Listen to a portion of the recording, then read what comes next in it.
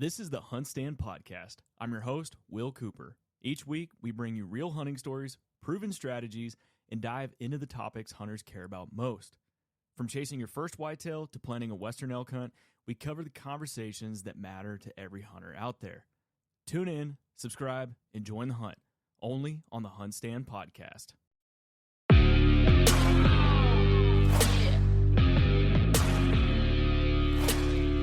All right, everybody, welcome back to another episode of the Bowhunter Chronicles podcast, brought to you by Huntworth.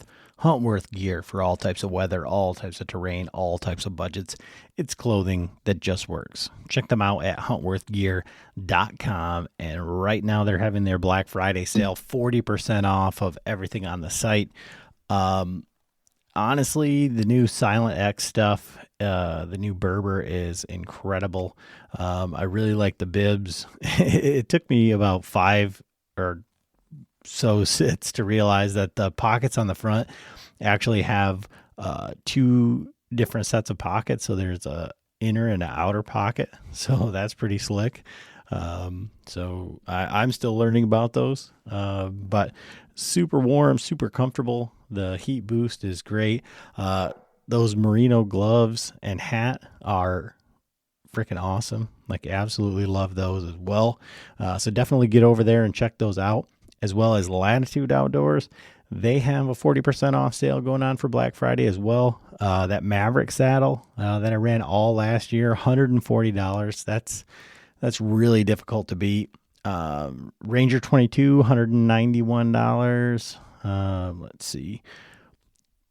3-pack of sticks, $199. Just great deals over there. If you're looking for anything, now is the time to buy. So definitely check those out. Definitely go show some love over at Genesis 3D.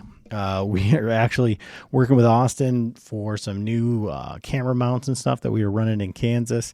I was just looking at some of the video that I got off of the 360 camera that I was running, and some really cool angles that we were able to get from that. So definitely go over Genesis 3D, check them out, check out their Black Friday sales. Kanati, Zinger, all of those guys, all of our friends, Big Shot Targets, check them out.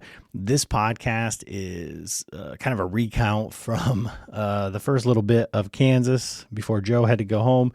Wasn't able to get Eric on a, well, Eric was on bucks the whole time. He just wasn't able to harvest anything. So talk a little bit about that, and just a great experience. Rodeo with me, as always. Expect nothing less. But great trip, fun stuff, filming with the 2/3 of the guys from Rome, and go over to that Rome Syndicate on YouTube. Subscribe, like, check that out on Instagram. Instagram, we got no followers. We got nothing. We're like pretty much shadow banned there. Facebook is doing pretty good. But go over to YouTube, check that out. Nate just put up a hunt that he has. Brad's got a hunt up. I've got a hunt up. We got the Patreon hunt up. We're really trying to get that going. So head over there, check that out. But this podcast is a fun one. Great times, great guys. Really enjoyed ourselves, and check that out. Thank you so much for listening. As always, enjoy the episode. All right, everybody, welcome back to another episode of the Bowhunter Chronicles podcast, and we are live in the hot box trailer here in Kansas, and Joe Davis, Jake Burgess, and Eric Nelson are here along with myself, and 3/4 of the Rome crew here. And our buddy Mark was supposed to come, and he had some problems at work, couldn't make it, and here we are. Joe's got to leave us tomorrow, so we're getting this recorded before Joe leaves. We're 2/3 of the way done with our tags, and so we put in for these so 3 years ago, we decided we were going to hunt Kansas, and I couldn't figure out how to apply for a point, so I just applied, and I got it, and then these guys figured out how to apply for a point. So they've been waiting. This is their 3rd year to come to Kansas, and I already had a trial run of Kansas, so this has been kind of like a long time coming for Eric and Jake. And then Joe, graciously, he said, "You know what? I'm not applying. I'll just go video you guys, follow you around." And so, Joe, what were your expectations? Because you said, "I'm going to take my money that I would buy a tag, and I'm going to buy camera equipment," and that is a gross understatement because you have 10x, 20x to 100x the tag cost in camera equipment. It's an investment. Okay, has it paid off? No, not absolutely not. I don't know. We said we're gonna do Rome, and we came together, and then I just said that, if I had a $500 tag in my pocket, I would selfishly probably not be so much on the forecasted looking to get videos. I would want to fulfill my tag and all that. So I just said I would just step away and just film, and I don't know, my goals were just to at least get some deer and get some stuff on film and all that, and I failed probably at both, but I did succeed in some too. So I'm learning that cameraman is not as easy as just setting up in a tree and watching somebody pull the trigger. What's a tree? Yeah, I know. Yeah. So Eric and Jake drove down together, and then they came down a day ahead of Joe and I, and then Joe followed me, or we left about the same time and met up somewhere. I don't know where we were at, Illinois. I literally don't know where we were at. And we got in at the same time, and we got in time for one. We'll say that it was a sit. We did get set up, but it was kind of like a debacle. But so Eric and Jake, you guys had, 12 hours in the truck together and figuring this out. And I've hunted with Eric a lot. I've hunted with Jake a little.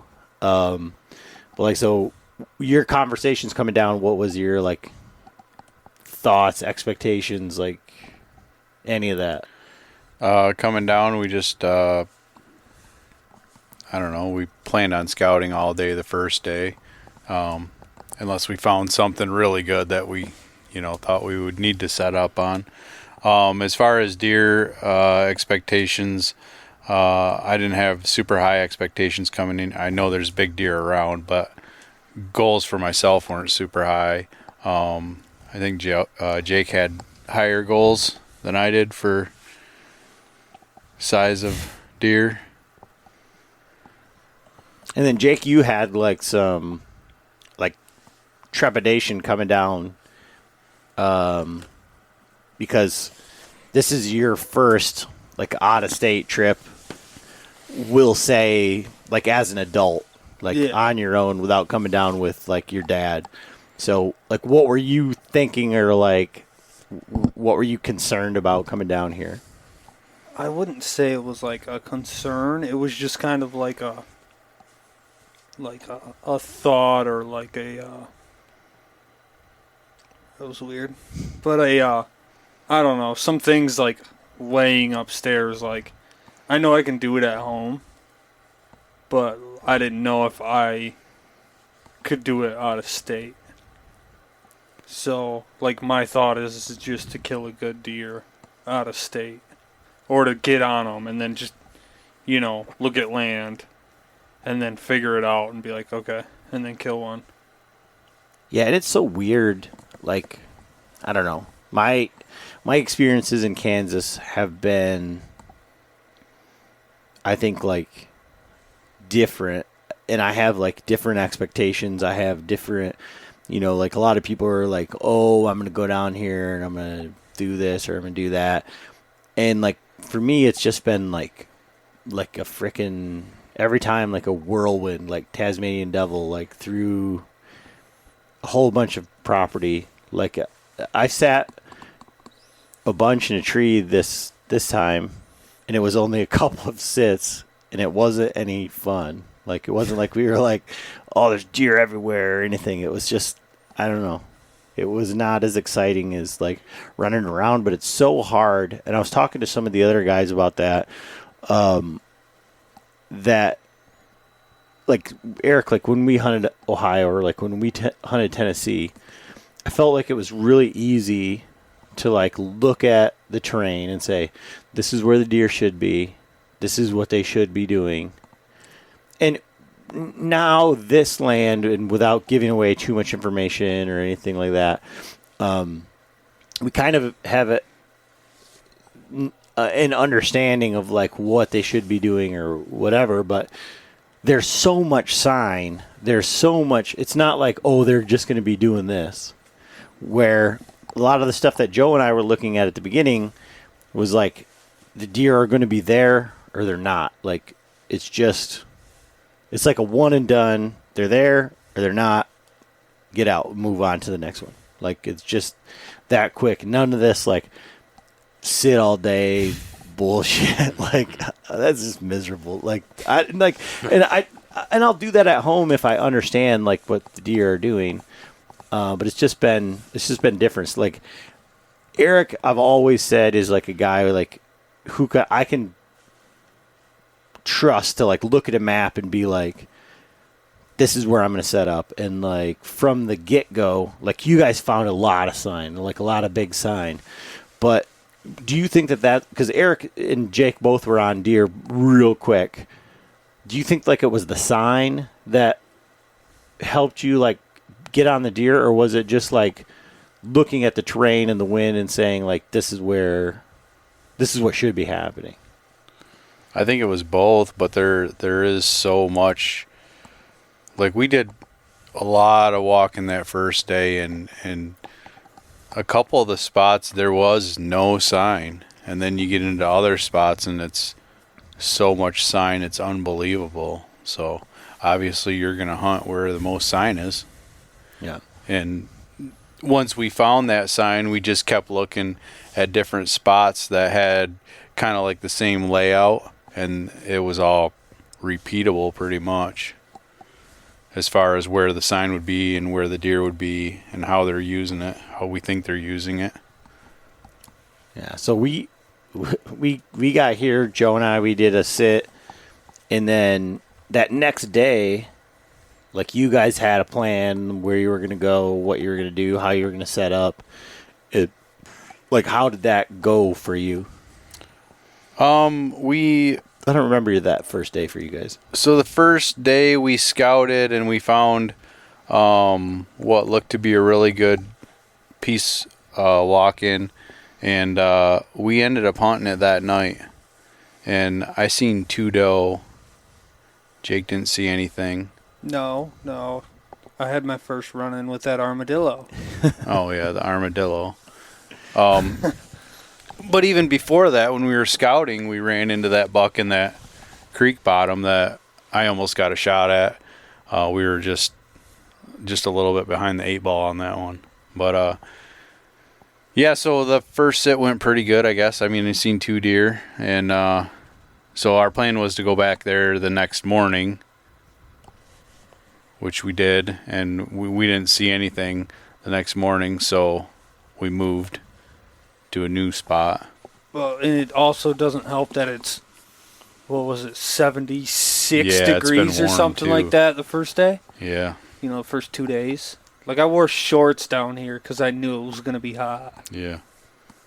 Yeah, and so Joe and I didn't know anything about, like, the terrain around here or, like, whatever. So I just kind of looked at the map, and there's, like, all the walk-in. And so I just looked for walk-in that was, like, similar to where I was at the last time I was in Kansas. And I looked at areas where there was a bunch of walk-in, like concentrated near each other.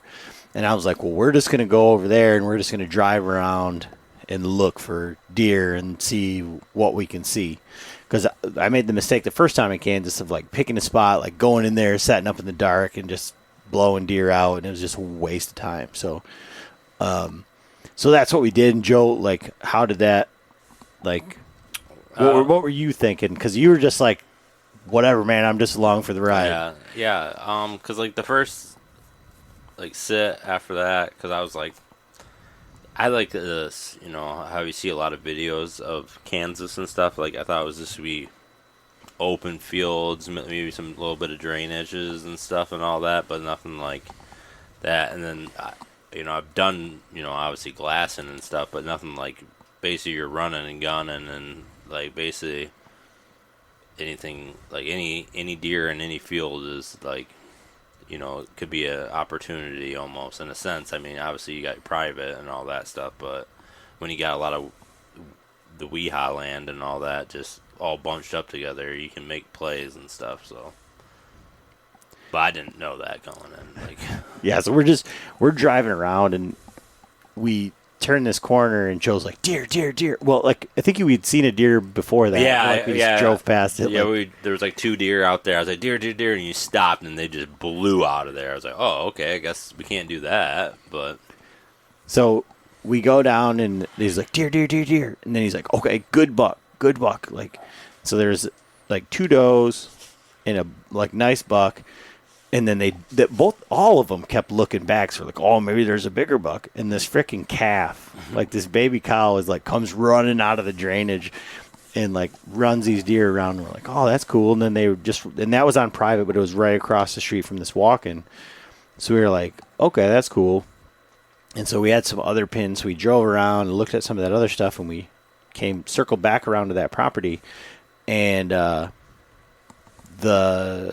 one of those does, I'm assuming it's the same one, like jumped up and frickin' took off like a bolt, but she was on the walk-in side, so we're like, okay, so they are using both sides of that, and so we pulled over and I looked at it, and there was like a point where all these creek bottoms like came together, like all these like feeder creeks, and so I'm like, let's get out of the truck. We're going to go in there and we're going to check that out. Like, we're not going to set up or anything. Like, don't bring your backpack. Don't bring any of your stuff. Like, we're just going to run in there, scout. I'm going to bring my bow, binoculars, grunt tube, and get in there and just look and see what it looks like. And so, like, at that point, Joe, as a Mr. Cameraman guy, what are you thinking? all right, I'll just grab the, you know, everything in my pack. So I was just like, all right, well, I'll just bring a camera. I guess that's it. And I don't even know if I brought my bino. Oh yeah, I did bring my binos. Okay, yeah. So I just brought my bino harness and all that. So I was just like, okay, I guess. I don't know. It's weird because usually, like when you know, setting up and stuff, you want to just set up and then wait and stuff. So we were just, all right, we're just gonna go in here. It's just gonna be, 20, 30 minutes, and then we'll be back out of there. So. All right, and now I think you should give the synopsis because our perspectives on what happens next is very, very different. Well, and it's wild because we were literally as close as we are right now or closer, and we had way different. Yeah, well, so me and Adam, we go in there. We're going into these drainages and stuff, and we're seeing a lot of sign and all that, and we're like, hey, they're taking this drainage up, and, that's what everybody was saying, the deer will just disappear in them drainages. That's like their way to, so, we're following around this drainage, and then Adam's like, I want to get to this back corner. I want to get back to this back corner. I think that's where, we'll find some good sign or good place to set up or something. So we're walking around, and then he's like, down, deer. And then I think it's a 4-point or a spike. I can't remember. It's a 4-point. Yeah. So, and 4-point, and it kind of manging around and all that, but Adam wants to get back to that corner, so he kind of like asserts himself into there, and then that 4-corn kind of goes down and goes in the drainage. and Adam pushes forward. Eventually, that 4-point just comes. It must have winded us or seen us or something, and it boogies out and goes across that field and all that. And Adam's probably like 20, 30 steps in front of me. And I get up and start walking towards him. And he's like, oh, another buck. It's not a shooter or nothing. So I walk up to next to Adam and all that. And by the time I get my binos out of my harness, I look at that other buck. I'm like, oh, yeah, there's another buck. A big buck comes out and just starts bullying that buck. We're like, oh, shooter, down. So we get down. He's like, okay, what are we doing? So we're kind of, I think, do we kind of look at them, what they're doing and all that? And well, we were doing that. We were looking at them, and then you're like, oh, yeah, there's more bucks. There's 2 more bucks coming out of the drainage to the right. Yeah. So there's 5 bucks in there. Yeah, so it's just like a buck nest going on. And we're like, what is going on? This is not a quick walk, Adam. This is turning into a full-on chaos. So I think we make a play. We want to get over there, but we can't go through the open field, and there's like some drainages. So we go back and like go right if you want to go in this big bowl. And Okay, only 10 more presents to wrap. You're almost at the finish line. But first...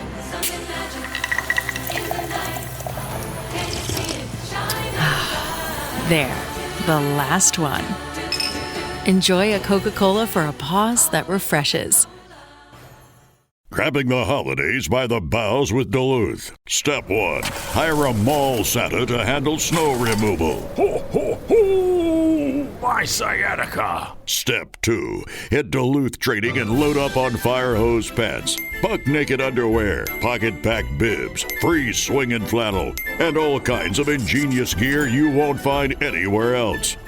Grab the holidays by the boughs and shop Duluth Trading, online and in store. So we're right in this drainages, and then Adam makes me go through this creek, and my shoes are all wet now and all this. Cause, we're just going for a walk. That's what everybody just says. You don't need mud boots. Just you're going for a walk. and then basically we come out, and then we get to where we want, and we're like, I don't think we said we were going to make any calls or nothing. We were watching them. They were slowly working their way to them. So we're like, hey, let's play this out, and this buck is going to probably come out in the field, and we're gonna do that. So I'm on this buck right now, and I think it's like 100 or maybe 110 inches. I can't really. And so I'm watching this buck because we seen the big one bully that one, and then I see this other buck, and I'm watching this buck the whole other time. And Adam's like probably 5 feet away from me, and he's like, I see him. So we're communicating about that. It's like, I'm like, I can't get video of him because it's like through this tree, but I'm trying. And then the bucks start coming closer, and then, I mean, in no time they were right on us. Like, well, but like the whole time, like it's like so. That's what Joe's seeing, but I'm like you said, like 5 feet from him, but I can see through this bush, like this down tree, and I can see completely down the field edge, like, and so there's a doe that's working, and she's just eating, like feeding down the field edge.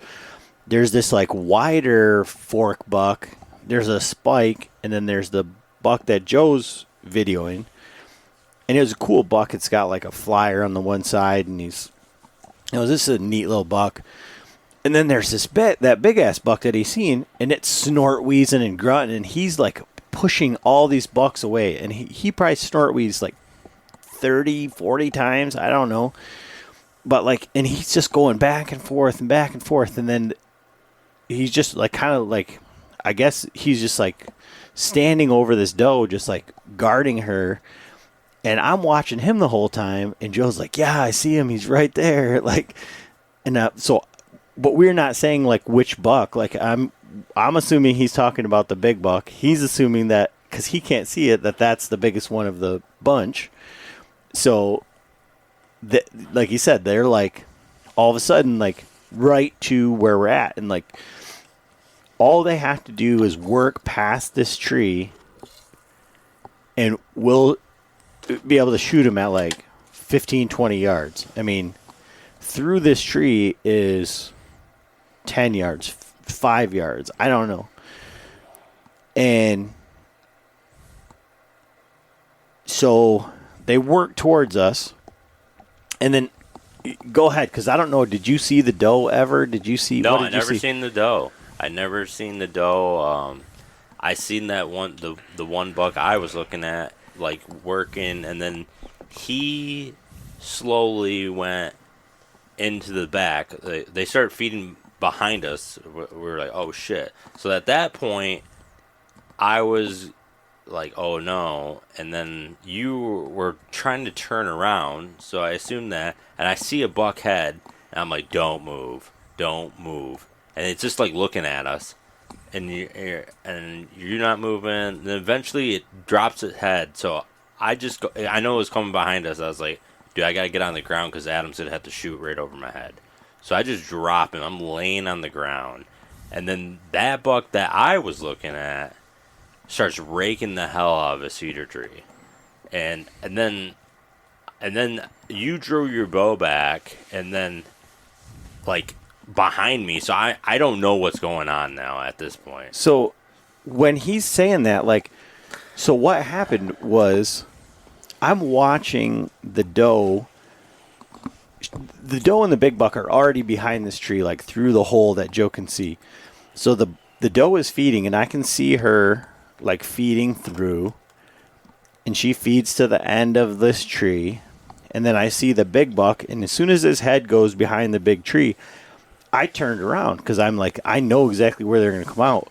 So I turned 180 degrees, like, so now my back is to the open field, and I'm like would be shooting into the field edge, or like into the wood line. And Joe's like, don't move. And I'm like, he's like, he's looking right at you. And I'm like, there's no way. I'm like, he's right there. I'm looking right at him. And I should have known that was what was going on. But he, now, because I'm turned around and he's, we're looking opposite ways, but we're like looking now face to face. He's like looking over my shoulder. So I'm like, did the buck turn around, or like what's going on? And then that doe feeds through, and she feeds through this brush. And at that point, like, I looked down at my arrow, and I had like a mega meat on it, like one of the big mechanical broadheads. And she feeds through this brush. When she gets through the brush, she gets out into the opening, and she's like 15 yards away, but she's like quartered away. She sees us because we're just like literally kneeling in the open, because we had them going from our right to left, and now because we're spun around, they're going from our left to right, and now we don't have any cover. We don't have I don't think we have camo on, do we? No. We're in the middle of Kansas sun. We're just glistening like Edward from Twilight. We're like, fuck. I'm trying to hold like a 8-pound bowling ball camera like on my chest while laying down, not looking at the man or looking at the monitor and all that. So the doe, she's stomping at us. She doesn't blow or anything, but she's like doing the head bob. She's stomping at us. And then finally she just turns and feeds off. Well, as soon as I see his nose come through that brush, and I knew, like, I was like, I'm not going to shoot through the brush because, like, I don't want a deflection or anything like that.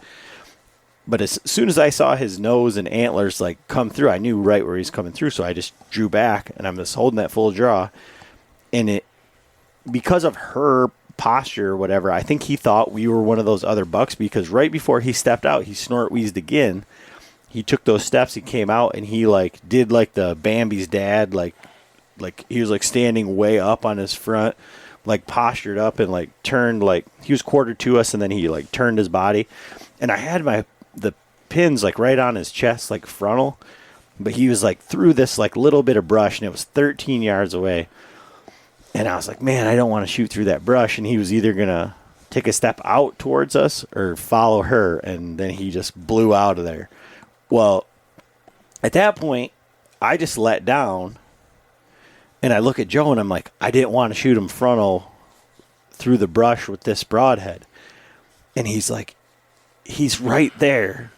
Draw your bow. And, I mean, if there's a video of it, or if, like you could see it. It had to look like a cartoon because my eyes had to have got like as big as saucers. Like, what the hell are you talking about? And he's like, draw your bow. So I draw my bow.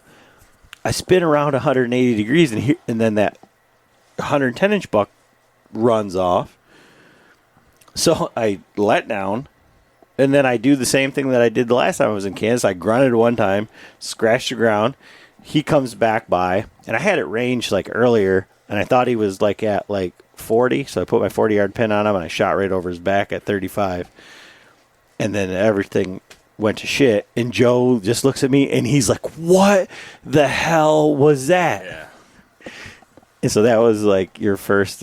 Yeah, that was the most insane. Like, when that deer blew out of there, it was like, you got to remember, there was still that 100-inch buck, that doe, and then like them 4 spike. It sounded like every direction there was this chaos just going on, and you're like, I didn't want to shoot him in the front.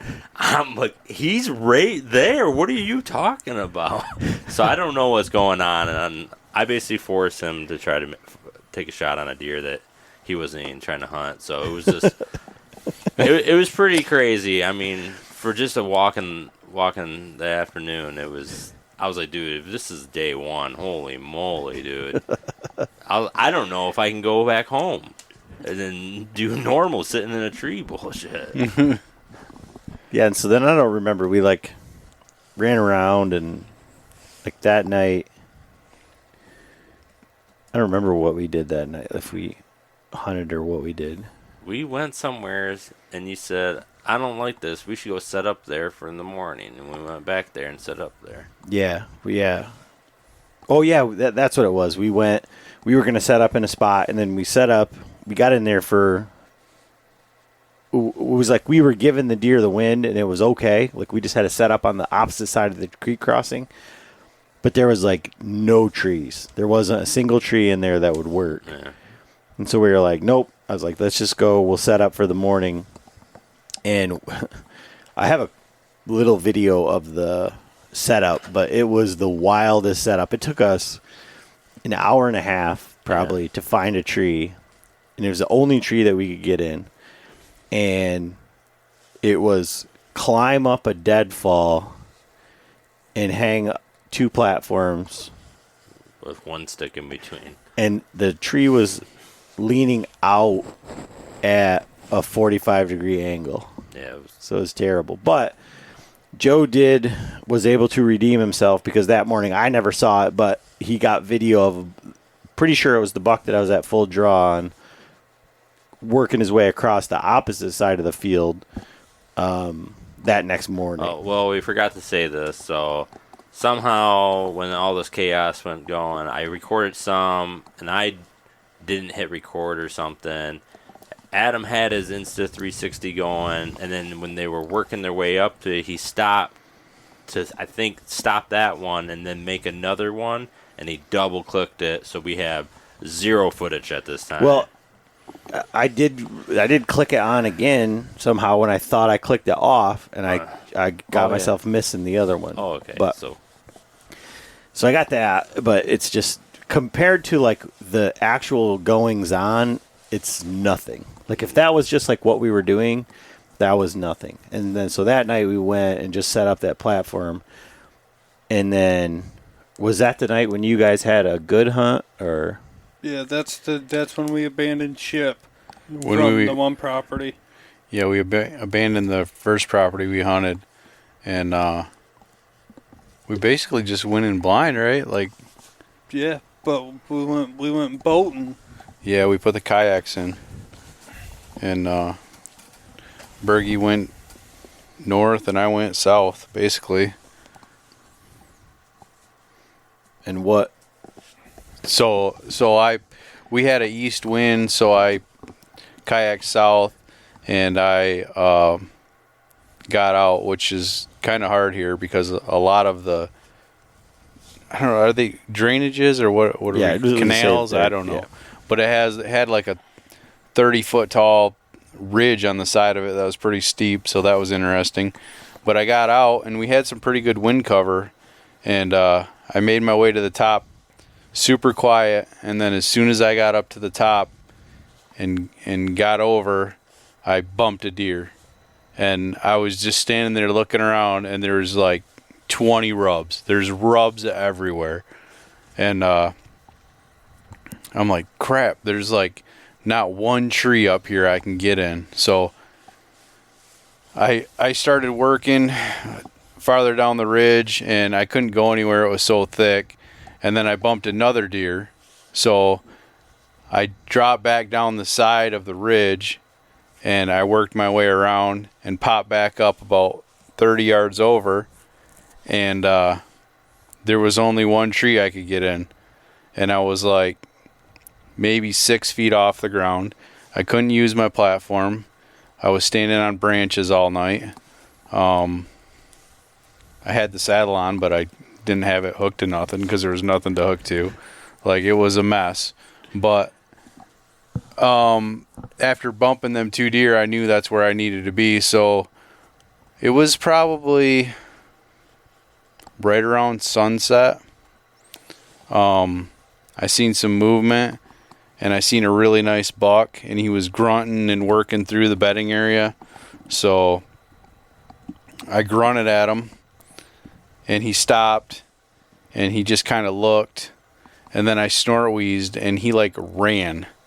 He turned around and ran, and I thought he was running away, but he actually ran and circled downwind of me and tried to get my wind, but it was so thick that he couldn't get downwind of me.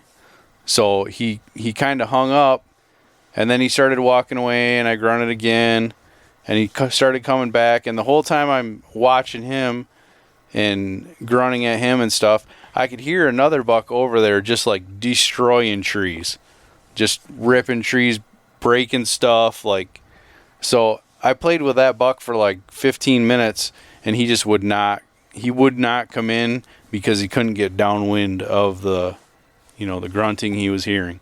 And he ended up just kind of buggering out of there. I think it just kind of spooked him because he couldn't get the wind, he couldn't see another buck, and after all that interaction. So it got dark, and I could still hear the other buck over there shredding stuff. Anyway, so it was super cool hunt for just popping it in a spot I've never hunted, never set foot in. I ended up sitting in the tree extra long because I could hear that buck over there, and I ended up getting down and sneaking out. And then I got into the kayak, and I was kayaking out, and I only made it like 50 yards, and there was a deer on the side of the drainage started blowing at me and took off running. So I knew it was a pretty good spot. There was buck sign everywhere in there. But that was my night. Bergie, how did yours go that night? So it went pretty good. I mean, I only seen one buck. That was that one that other hunter called in. Oh yeah, what happened with that? So like where that was is, I mean, the whole kayaking with all of your stuff in, that's an adventure in itself. In the kayak I had, like, I've never used before, and I don't use a kayak when I go hunting. That's just not. You never have you? No. So this was your first time? Yeah, it was my first time. Getting all your stuff fit in the kayak. And you're using a tree stand. Yeah. He's using a hang-on. Yeah. So, I mean, it's a sit-in kayak, right? So, I had to start taking stuff apart. So, like, my tree stand and my sticks, I could slide on the inside, and then I like strap my backpack with the bungees on the back, and then I had to keep my feet like on top of the kayak, and you got to make sure that you're not like dragging them in the water. And then I just like took my bow and like laid my bow across my lap. But so I just like I hopped in the opposite side from like where Eric was, and I just worked because it was a southwest wind that day, because I had to work it like all the way north and then all the way to the east side. So I was like, well, I'll just run all the way to the back here. And the way that's set up is it was just like 2 ridges everything kind of met up at this point. And once I got towards the end, I just like hopped out of the kayak, drug it up a little bit, and there was, I mean, deer trails galore and rubs. And I'm like, well, I was like, I ain't going super far because I don't know what I'm doing yet in here. So I just found like the nearest tree because I'm like, well, this will work out great because if they want to do anything, I'm on, you know, the downwind side of them, cutting around this ridge. So I got a tree, I got set up. Terrible thing about like a hang on is 90% of the time for me, if you go to set up, dude, you're facing the sun. So that's the only time I was glad I brought sunglasses. But it would have been 4:30, 4:45, somewhere in there. I just seen that buck just start working down that little ridge because that dude was grunting and bleating and rattling, and I'm like, I don't even have to do anything. I'm just gonna hang out and see what happens. And like I messed with the dude a little bit, like 'cause once I figured out that it was a person, I was like, yeah, here we go. I was like, I'll just grunt at him and see what he does. And like I would grunt, and he'd fire right back with the grunt call, and then he had one of them can calls, dude. And he's like over there, you can just hear him flicking that thing over. And then I'd let it ride for like 5 minutes, and I'd just do like one grunt, and he would fire right back up.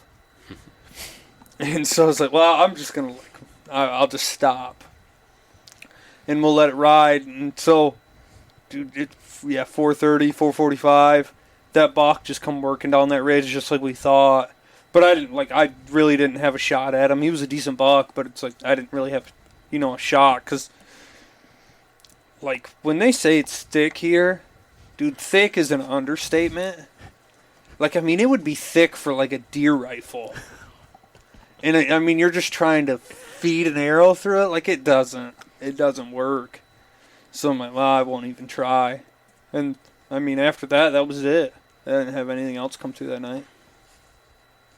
Yeah, so then, was it the next day then Thursday? Wednesday. Yeah. So Wednesday. That was when we went and set up in the morning. That buck went across. And then, so that buck went across, and then I think we came back and drove around, and we were trying to figure out, well, we moved, we set up, and then you guys were seeing deer like everywhere. Mm-hmm. Like it was like, I seen a buck, I seen 2 bucks, I seen 10 bucks, I seen this buck, I seen that buck, and I'm like, this isn't happening. Like, I'm not feeling it here. And it was like one of those things where it was like a day that you could go to the beach. Like, it was like sunny, and like it was like where we were sitting, like everything, like nothing felt like deer hunting at all. It was just like a 75-degree day or whatever. Like, it just didn't feel like deer hunting, and like there wasn't like deer moving. It didn't feel like crisp in the air, like nothing. So I was like, me and Joe spent a long time like breaking down our stuff, figuring out a tree. We got up in the tree for like a half hour. Yeah. And I'm like, we're out of here. I'm like, it's not happening. We need to go. That was the worst fucking tree I've ever been in my life. That bark on that tree was terrible. I don't know what kind of tree that was. It wasn't like leaning or nothing. It was just a weird bark that it flaked off. It wasn't. Oh, I was in a tree like that too. It was It was miserable. like thick bark, so it was but as soon as you put your am steel for your sticks and all that, once you stepped on it, all that bark would break. Yep. And just, it was just so loud. It was just. Yeah, I mean, that was a good spot. Like, it may have panned out, but it was just like, I'm like, not. I'm out. And that was the thing, like, what I was pissed. talking about, like, them. Like an hour setting up on the worst tree ever, almost dying like 5 times. Like, nah, not it. I'm like, Jesus Christ. Well, and that's the thing is, like, I feel bad for Joe, but I also was like, I'm not just gonna sit here because Joe wants to sit here. Like, I'm like, but I never picked one spot. No. But I mean, like, I didn't really like take into consideration like what you thought. Like, it wasn't like, but I didn't like feel bad. I mean, I felt it was like it probably sucks for Joe, but it's like I'm not. But I don't care. We're leaving anyway. Yeah, it was like, but in my mind, I'm just like, I'm not just gonna sit here just cause. Like we only have so much time. Right. So I'm like, I'm totally fine. I'm like, those guys are seeing deer over there. There's a lot of deer over there. Over here, we don't know. Like we were into them yesterday. We came in here in the morning. We seen one buck. So we've seen, and we thought I'm pretty sure that was the same. Like once I saw the video of the buck, I'm like, that's the buck I was at full draw yesterday. So at first we were like, we saw 3 nice like shooter bucks, and then or 3.5 because I shot at the one. But anyway, it was 2. but anyway, in any event, I'm like, nope, like. And we had bumped some does in there when we set up the stand, and we had those deer running around. So there's deer using that, and there's a lot of sign. But I'm like, so we just need to go, and we found a spot where we could walk in, and it was pretty nasty. But it had all the things that we were looking for, or like what we were told to look for, like in this scenario. And we took a while to get set up there, but we found a spot that looked good, should have been good. And then right at dark, we had one, I think it was a small buck. It came and did pretty much what we thought it was going to do. It just didn't come right by us. It went by, and it was like right at dark. And then my phone's going off, and I get a FaceTime from Jake, and he's like, "You want to track a deer? Or you want to boat a deer out?" And I was like, you shot one? He's like, yeah. But that's only like a fraction of the day because, like, your guys' day was wild. Yeah, so we both kayaked in basically to the same area we were the night before, but the wind was switched on us. So, like, I ended up dropping Jake off, and from writer-director Ryan Johnson. The Holy Grail. A perfectly impossible crime. Wake Up Dead Man has critics singing its praises. God help me. Anything else? It's a deliciously entertaining mystery. That's nice. It's certified fresh. It's a miracle! Okay, you're freaking me out now. It's the best Knives Out movie yet. This case is solvable, right? Oh, you'll see. It's fun. Wake Up Dead Man, a Knives Out mystery starring Daniel Craig. Now playing in select theaters on Netflix December 12th. Rated PG-13. the night before when I kayaked in, I was like, oh, there's a launch right there. Cool, I'll go there tomorrow. Instead of kayaking, a half a mile, I can kayak like 300 yards. So I drop Jake off, I drive around, and then that road is closed. So then I go back, unloaded, and I had to paddle all the way up and around, and I get up in there, in the dark again, and I never scouted this. Like, I just hunted it the night before, and I get out of the kayak, and I find a tree I could get in, which was a pine tree, which are louder than heck to get in. And somebody had, years ago, trimmed a bunch of branches in it, so they must have thought it was a good tree too. So anyway, I get up the tree, get set up, which took forever because the tree was so loud and I was trying to be quiet. And by the time I got set up, it was already past legal.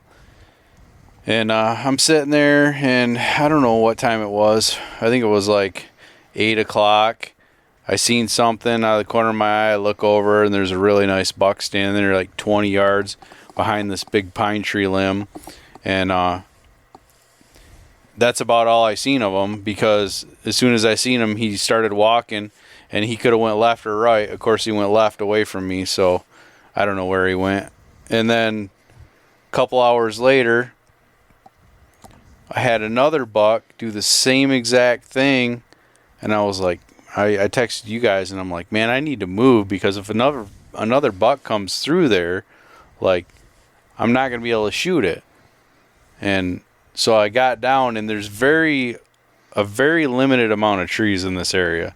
So I got down, and I was eyeing a tree about 20 yards over, and it looked like I could get into it. So I go over there. In the meantime, as I'm sitting in the tree before this, I guess, I'm looking around, and I set up like 5 yards from a huge scrape. There's a pine tree that's like 12 inches around that's rubbed up. There's rubs everywhere. So anyway, I get down, I move over, and somebody has also trimmed up this pine tree at one time. So this one looked a lot older. It looked like it'd been like 3 or 4 years. So I get in that tree, and then I sat all day, and I didn't see anything until, I don't remember, I think it was like 4 o'clock, and I had a spike go by, like into the bedding area. And then right at like sunset, I heard something, and I turned around, and there was a buck coming down the same trail the other ones came down in the morning. So I get ready, I turn around, and he got to my wind, and he stopped. So I knew he had my scent, and he was gonna not hang out for long. So as soon as he started to turn, I drew back, and my freaking arrow fell off the string. And when it fell off, you know, it came down and was like tink, tink, tink, and bouncing off stuff, and he took off running, and it was a really nice buck. So that I let down, and that was the only deer, that was the last deer I seen that night. How did your night go, Jake? Your whole day. Yeah, my whole day, I guess. Yeah, so that started off, so when I was on my way back, like that night prior, like I was shining like bank. Well, actually, it was during the daylight when I came through there, you know, to go hunt the night before. I'm like paddling along, and on like this very, I mean, like the south side of it, like there's a dip. There's a whole bunch of like rubs on it, and I'm like, oh, okay. Well, with the wind switch, I was like, I could slide in there, you know, in the next morning, and then just, you know, park the boat and then just slide up. And then I can just kind of go from there, you know. But once I, like, parked the boat, got out, and I started working my way up, I noticed that it's, like, super thick. And I'm like, well, with this wind and everything else, I'm like, these deer are going to come down to this side. So I was like, well, I'll get up to a spot to where I can see, and then I'll ride it out. I'll just hang out on the ground for a little bit until I can actually, like, find a tree or something that I can, like, either get in or, like, whatever. So I just shove myself behind the, I found, like, the nearest, I found, like, the nearest to, like, 4-foot tall cedar tree I could sit behind. And then, dude, I just, like, dropped my stand, and I, like, knocked an arrow, and I just hung out. And I was like, I'll just sit here. I'll watch. And it would have been 8 o'clock, somewhere in there.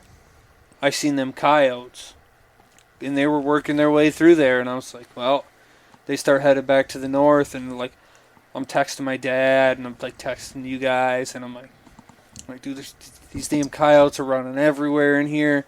And my dad texted me back, and he was like, if you want to go north, he said, just hop in behind them. And I'm like, all right.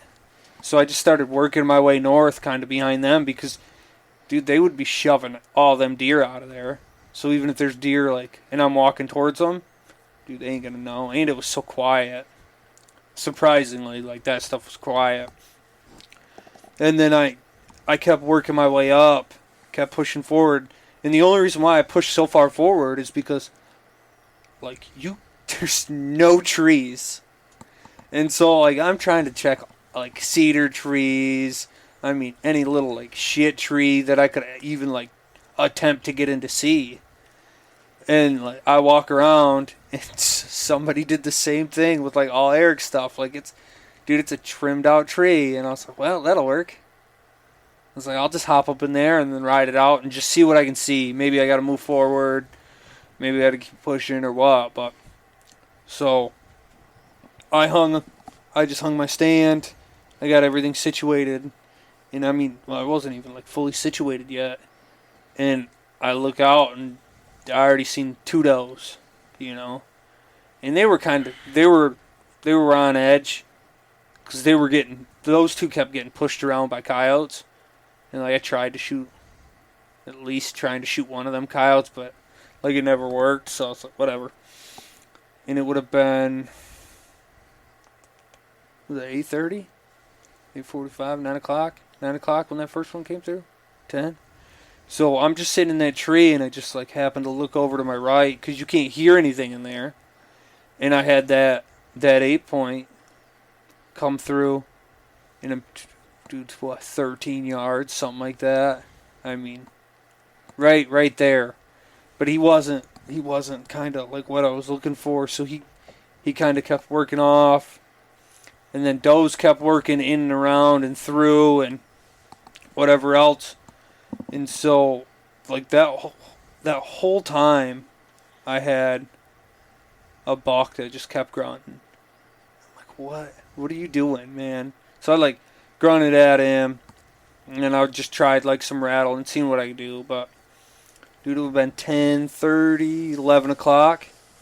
I see this doe come working out of this little like pothole. And she's working right up this ridge. And I'm like, all right. Well, I kept hearing that grunting, and that grunting kept getting closer and closer. And he comes up, steps up out of that pothole to where I can get like eyes on him with my binos. And I'm like, oh shit. I was like, that's a definite shooter. But the way that he was coming, like it wasn't gonna work like the greatest for me. So that doe comes working out, and I ranged her, and she was like 43. And I'm like, oh, this is perfect. Like I don't even have to change my sight. I can just use my 40 pin, and I'll just put it high. And so she works right through. And so he's right behind one of these cedar trees, and I drew back. Well, I didn't know I was so close to the tree that my cam wanted to get like hung up in some branches. So I had to let back down. And when I let back down, he seen me, but he was far enough like out to where it wasn't a big deal. So I drew back again, but this time I was like half-ass squatted down. And I was like, I'll just put my 40 pin high on him and it'll just drop right in. And I let it go, and that thing had the most perfect flight on it, and then it just sailed underneath him. And he come working off. Like, he didn't even like booger out of there, nothing. I just couldn't get him in another spot, like as he was working off, that I could get another shot at him. And so he went right back down in that same pothole he was in. And 5 minutes later, that doe came working right back down into that pothole. And I'm like, okay, well, I mean, that's cool. So, long story short, I ranged where he was at. Yeah, he was 47. And 47, 43, that's like kind of a big difference when you're using a 40 pin. And I was like, damn. But, so that was, what, $2 on top of that? Dude, bunch of does. And then throughout that time, I had, 3 more bucks come working through. And, I mean, they were either, like, searching, or if I was rattling, I could, like, I'm not sitting up there just smashing antlers together. Like, I'm just doing it real light. Just trying to get enough sound out there to get them get them looking. And everyone did, like, they came on the same exact line. And I'm like, okay, this is cool. Like, they're obviously being responsive about it. So, and it would have been, dude, it was shit last light. It was getting dark. Sunset time, 5:20, 5:30. And I was actually, like, taking pictures of the sun, like, over some of these ridges with my phone. And so I just put my phone back in my bino harness, and I just happened to look, and here comes the 8-point that I actually, like, ended up shooting. He come in, and he was 40 yards away when I first seen him. Like, because I wasn't going to see him. Like, he did that first dip, and you can't see him when he's at the bottom of that dip. So I never seen him, like, crest that hill and come down. And so when he came up, he come working up, and he come working right across and do 20, 22 yards. Like, I didn't even have to range him. I just knew he was in, like, that 20 to 25 wheelhouse. And he obviously, at some point when he steered to go around them trees, he quartered away a lot harder than I thought he would. And, I mean, long story short, I don't shoot lighted knocks either, because I'm, like, really picky about my bows. Yeah. Like, yeah. I know my shit, so I don't shoot lighted knocks. And a lighted knock would have saved our ass. Yeah, it would have been. So. Oh, right there. Yeah. Oh, yeah. So he was a lot, like, he was a lot more quartered away than what we thought. And I mean, dude, I shot him and I laced him too. Like, I couldn't have asked for a better shot. And he took off running, and it's such, like, a mind fuck out here with the terrain, because you can go 25 yards and, like, it just drops off, or it goes up, or, like, there's little dips, there's little dives, there's, like, everything. And so, like, he come around that tree, like, where I told him he was, and then he gets around that little tree, and then he's just gone, like, out of sight. So, yeah, I called Adam, and I was like, well, we're gonna boat a deer out today, because I'm pretty sure I just laced this guy. And, yeah, that's how that rolled. And we have 4 guys, 3 boats. So, mine... Yours is a boat and a half. It doesn't count as, like, a normal boat. They have 2 inferior vessels, and I have one that's overbuilt. Yeah. I guess. So I got that water feather, and we've had 2 guys in it before, and I've boated deer out with it before. And so I'm like, all right, Joe, we're going to get the boat. We're going in together. And so, Joe, have you done any kayak hunting? None. 0. So I'm like, I don't think Joe goes on a boat in general. I was like, Joe, can you swim? Yeah. Dude, when he come rolling up with that life jacket on, though? Well, he just threw it to me. I didn't know. There's some places where, it's a water vessel is licensed. You have to have a vest on. I don't know. I don't want a ticket. So we get down out of the tree, go back to camp, get the boat, go back in there. I stayed out there, right? Yeah. Yeah. And then you met us at the boat launch. Yep. And then we all paddled in there. We go up there, and then Jake's like, "Yeah, I shot at the one over here, and I missed him. Can't find my arrow. Can't find my arrow on the other one. There's no blood. There's no nothing." Dude, the one, though, the first one, like, I sailed that way underneath him. I'm pretty sure that with the way that ground is out here, being, like, rock hard, that thing's probably still, like, orbiting. It's doing the Brad, just it's skipping. still orbiting, like, the Earth, because I didn't know this either. He was downhill, so, like, when you lobbed that thing across and it went downhill, I was like, when I went down there to go look for it, I was like, oh, this thing's, like, way gone. Like, gone. So we get over there.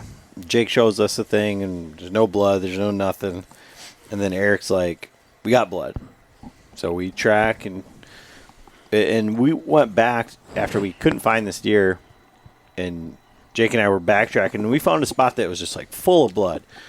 And like some of the blood that we were finding was like really high, and there was just like little splats or like sprays of blood. Mm-hmm. And then it was just like some of it looked like just like muscle hit, like where every time he stepped down there was just some blood. Like it was just not. It didn't look good. It didn't look good, but it didn't also make sense. Yeah. Like, because there wasn't enough blood where it was like, if he had just shot him like in the shoulder or something like that, there would have been a lot of blood for a while and then no blood. There was just no blood. It was just like, there wasn't a lot. And then when we were finding it, it was spray. Mm-hmm. And so we tracked this deer for, not that far. I mean, I guess it was like 100 and some yards or whatever. It was like 140 from the tree. Yeah. But time wise, it took us forever because we were just going by like little. And the thing is it's like it is super thick. It was dark. It was dry as a bone. We had great. We had all sorts of light. Yeah. But we were just, it was just like so thick, and we were just looking at these little tiny sprays and splotches of blood. And he didn't go straight at all. No, and there are so many deer trails. It was like, which trail did he take? Right. What's going on? Like, there's so many tracks, so much once you get to that. So we go out there, and then we like run out of blood. And how long did we track the deer? How long were we out there looking? Dude. We didn't go to bed. Hours. Yeah. Well, we didn't go to bed until like midnight that night. Yeah, so it was a long time, and we like covered this whole area. And there's 4 of us. Yeah, I mean, we're all covering it. We're all zigzagging back and forth, and we knew there was a big rain coming in. Yeah, a big storm Thursday. So we thought our Thursday was kind of going to be scrapped, anyways, in a sense. Right. So we stayed out there, and we actually like not grid, but we. All right, we don't have a trail, so let's kind of branch off, Yeah. Mm-hmm. So I don't know. I never saw where the deer ended up, but like we got to that last blood, and I said like lots of times, like when you run out of blood, like they're just right here, and there was like that big thick pocket, and I walked the edge of that pocket, like the wrong damn edge is what it was. Like where we were at, we went. Like, we zigged when we should have zagged type thing. And, we did the whole deal and everything else. And then, but yeah. I'm not going to go into detail on that because we have to do your morning. So we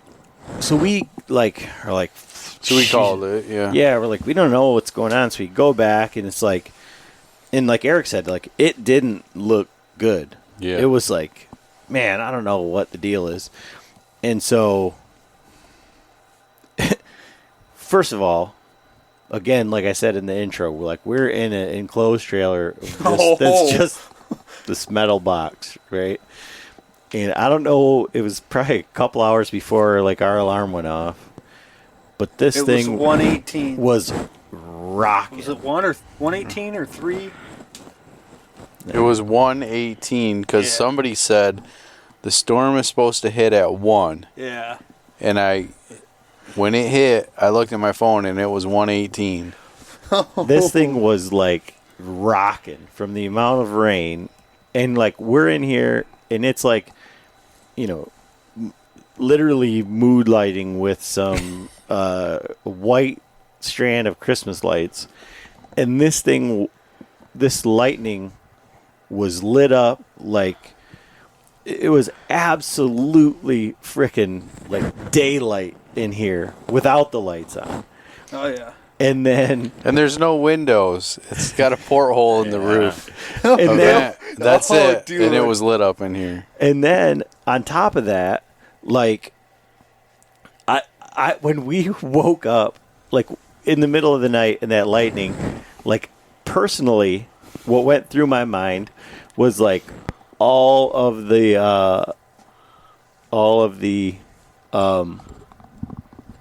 move your mic up. It's rubbing on your chest there. Oh, sorry. I was thinking of all of these hunters that have died from lightning, and I'm this like, year, especially, and I'm it's like, crazy. We're in this metal box, Yeah. and then like Joe's like, I moved away from the wall. I was like, yeah, so, electricity can't move about 13 more inches away. I'm good. I did my due diligence. So everything was a bad deal for the morning. Wild. And so blood trail, we're it's going to be wiped out. This is, Yeah, we got over an inch of rain. it was not good. And so this is funny because Eric's usually the go-getter, and we woke up and it wasn't raining, and the alarm went off, and I'm like, all right, I'm started getting ready. Joe did not want to get up. No. And Eric is like, if you guys weren't getting up, I wasn't getting up. And if it Yeah. was raining, I wasn't getting up. And I'm like, fuck it, we're going hunting. And Joe and I didn't have a plan. We had no plan. And I'm like, well, we can go up to this spot and just glass, and we'll see what happens. And if it starts raining, at least we're right by the truck, and we'll just go back and figure it out. So we went up there, and we started glassing, and we seen either one deer or one coyote go through. I seen something run through the brush, but where we were at and where we were looking was it was only 500 yards to the road, and it was only a couple hundred yards to the road the other way. And how long did we sit there? Half hour? I think once 45 minutes. Daylight broke, it was basically 30 minutes, 45. And I'm like, we've seen everything there is to see here. There's nothing. Yeah. There's nothing in here. And I was looking over at the other side, and I was like, we can go over to that knob over there. And I'm like, that looks a lot brushier. That looks a lot thicker. That looks like where Jake was hunting. I'm like, let's move over there. And, Joe's doing the cameraman thing because he feels bad because he screwed up all the other stuff. So He helped you a lot out on that one, though. but he's videoing me, whatever. He's getting all of his things, and I'm walking down the hill, and I just absolutely eat shit. Is that on video? Oh yeah, yes, straight on my back, and I'm just laying there, and I laid there for probably a good 30 or 45 seconds, and I heard nothing from Joe, no laughter. I was nothing. videotaping because it was funny at first, and then all of a sudden I was like, wait, maybe he got down because there was a deer. So I'm crouching, trying to videotape this. I was like, what the fuck is going on? Nope, I just ate shit. Yeah, okay. So are you okay? My ego's bruised. I don't care about that, but so we go down, and there's it was weird because there wasn't a ton of buck sign there. There was just a little couple of rubs or whatever. There was a lot of deer tracks, and then we moved up the ridge, and that all changed because it was quite a bit of rubs and scrapes everywhere. And there was a definite line of like where they were moving across this top. And we were like, okay, this is a good setup. It's like, this is a good, like, we need to be here. Timber pop. Yeah. And so in this scenario, we're on the ground again.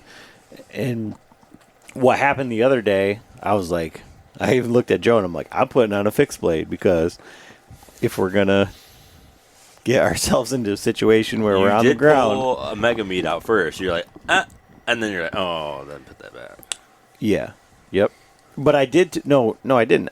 What I did is I pulled out the dead meat, and then I laid it to the side. Oh, that's what and I knocked the fixed blade, because that's like John's whole thing, like with turkey hunting, is like always have the other arrow like out of your quiver and ready to shoot, like okay. That's what you immediately. And the other one, like in that situation, the other one, you just want one that's going to be like the biggest hole. Yeah, I'm just. Yeah, we're just sending. Yeah.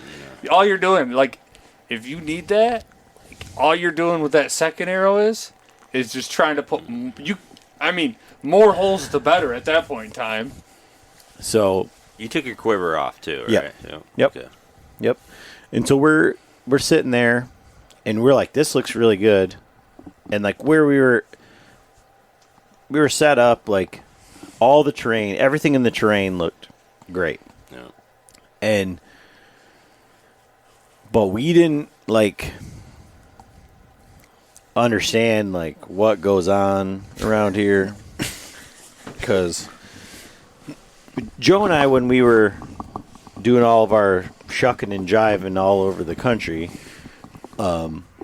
we had seen like horses that were saddled, like getting drug around on these horse trailers and stuff, and we seen a bunch of cattle like over in these other fields. Well, here comes, we're hearing all these like yelling and all sorts of stuff, and then we're hearing dogs, and then we're hearing like, so we're like, maybe there's like cowboys or whatever. Because they didn't shoot at all. No, there was no shooting. There was just yelling and dogs. And so we're like, man, I'm not sure what's going on. And then we seen a couple of does, and they went through like 100 yards below us. And we were like, that's cool. And then they just disappeared. And we were like, We're like, oh, maybe there's a buck behind them. And we were looking, nothing.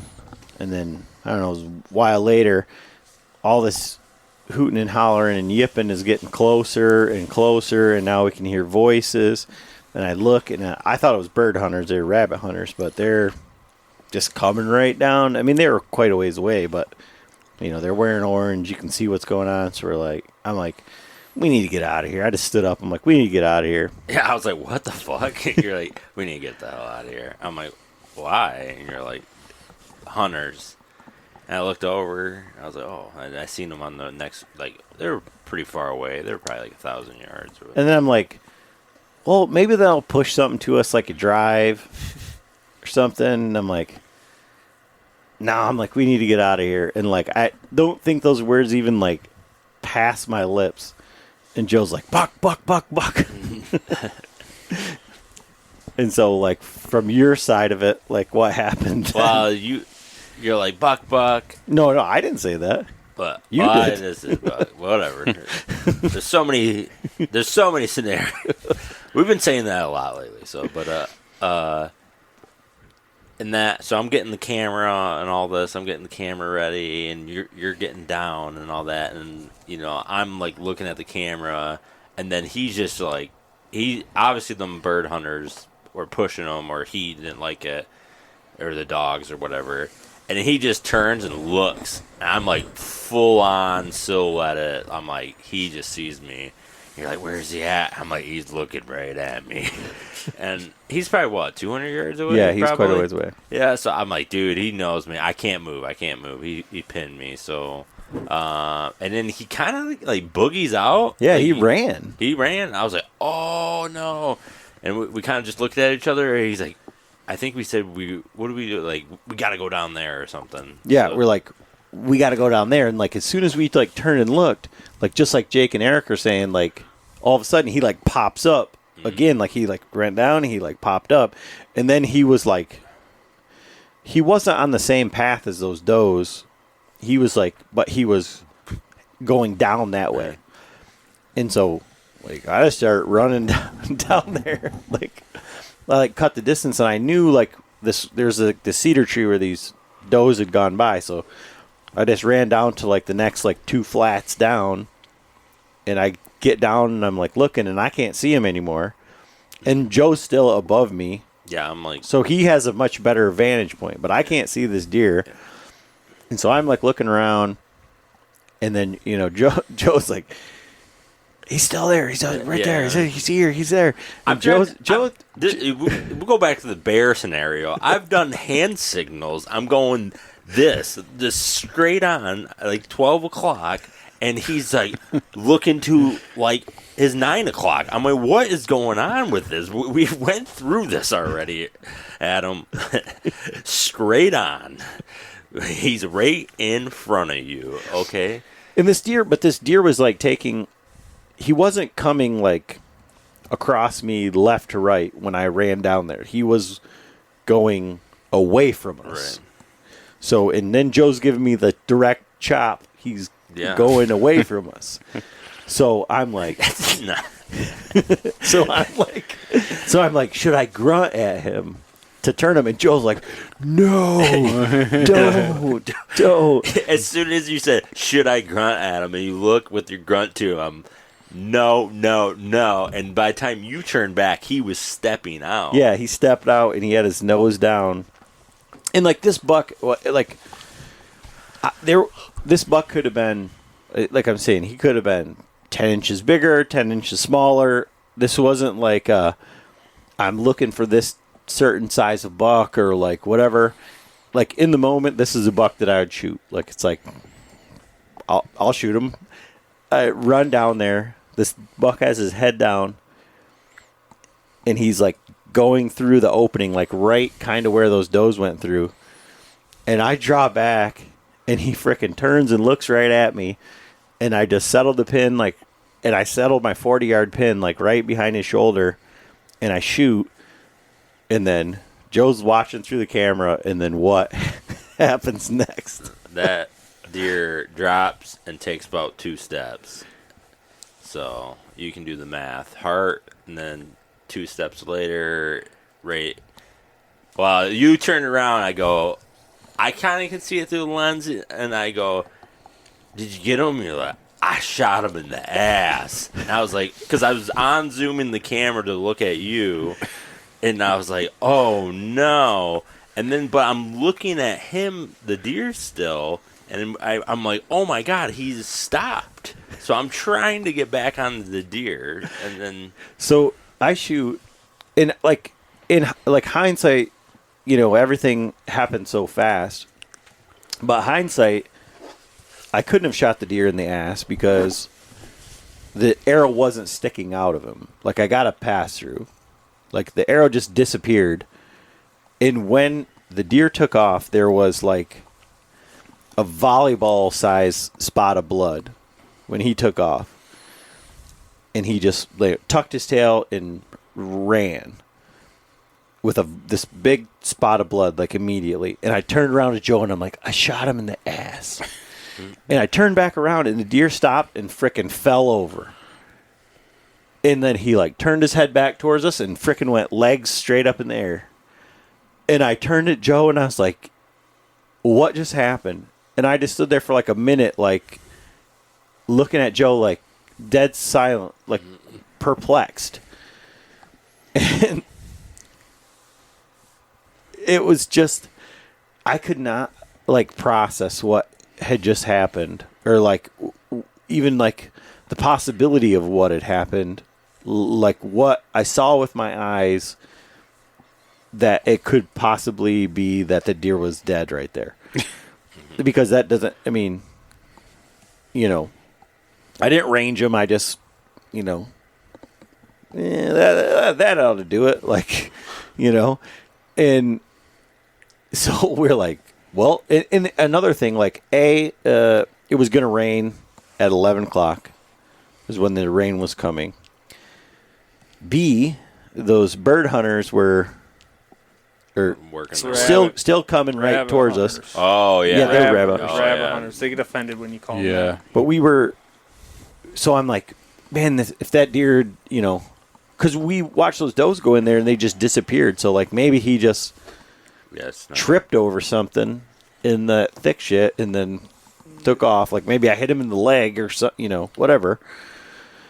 So it's just like, oh my God. And, you know, you're just sitting there. But we were just sitting there glassing, just seeing if there was any movement or anything. And then Joe, I try calling Jake, like nothing. I try calling Eric, nothing. I try calling Jake, nothing. I try calling Eric, nothing. I text him, like nothing. And I look at Joe. I'm like, I tried calling him, and Joe, what did you send him? I've got it up right now just for this. So, like with this little like group chat we have going on, you texted me at 8:04, right? And you said, still glassing. We said, no, scouting, driving roads. Then we ended up in the gas station because Eric thought he was sleeping in. so we didn't make no coffee. So he's like, all right, we're going to get coffee. I come back out to the truck, and I've got 2 missed calls from you, and I'm like, I look at Eric, and I says, you got missed calls? He's like, yeah, I got 2 missed calls from Adam. And then I go back in because I left my phone in the truck. And so you texted me back as 8:04, and you said, gotcha. 8:13, so 9 minutes later, I get a text in our group chat from Joe, and it says, need help immediately! Exclamation point. Like, that's it. Should put some more context in that. And so I'm like, what the heck? I call Adam, and I've got him on speakerphone, and I'm like, what's up? And he's like, come over here. We need help. And I'm like, okay, what happened? He's like, I shot one in the ass. And I'm like, okay. Like, we got bows and stuff in the truck. And I was like, you think we need anything? He's like, nah, I think we'll be all right. And I was like, well, I got a knife. I'm like, just in case something gets, like, real Western, at least I got a knife. And I'm, like, super, like, with the bear, like, with the deer in Kansas, like, with with everything, like, I'm super superstitious. Like, they're like, do you want me to bring the deer cart? And I'm like, no. I'm like, don't bring anything. And I think when we talked, I'm like, I saw him tip over, but I can't believe that really happened like that. I thought this was gonna be some wild goose chase, fucking per chasing usual. a fucking deer through the woods with an arrow sticking out of his ass. Yeah. I don't remember hearing that you watched him go down, but maybe you did say that. Or I was under the impression that he fell down and then got up and took off. Yeah, no. So me and Joe are just sitting there, and like we don't have our packs or anything. So I like texted them. I'm like, bring snacks. Like we're because we thought it was supposed to rain on us, so we were just like, hey, we're gonna go up here real quick, and I didn't really bring a lot of like any of the camera equipment because I didn't want to get. Because it was so after that rainstorm that night, I was like, I am not getting caught out in the rain like this with all my gear. There's no way. It just doesn't like lightly rain around here. No, it's like full downpour or nothing. Yeah. So I was like, no. So we literally had. I think I just had a camera and I had my bow. Yeah, that's it. So what else do you need? And so they get there, and they're like, you were where? Like, the deer was where? Like, what happened? Like, you did what?